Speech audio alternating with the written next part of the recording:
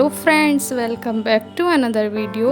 आज की वीडियो में हम दुर्गा माता की ये वाली पेंटिंग को कंप्लीट करेंगे। प्रीवियस पार्ट में आपने देखा होगा कि मैंने इसका आउटलाइन एंड इसकी कलरिंग को कंप्लीट किया था। इस वाले पार्ट में हम नीचे वाले पोर्शन को कवर करेंगे। तो चलिए वीडियो को शुरू करते हैं।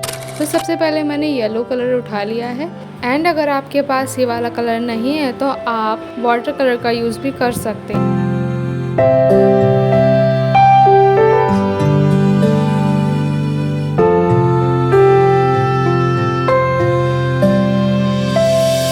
जब आपकी येलो कलर की लेयर अप्लाई हो जाए, इसके बाद आपको ब्राउन कलर लेना है एंड जैसे मैं स्टेप बाय स्टेप कर रही हूँ वैसे ही आपको करते जाना है।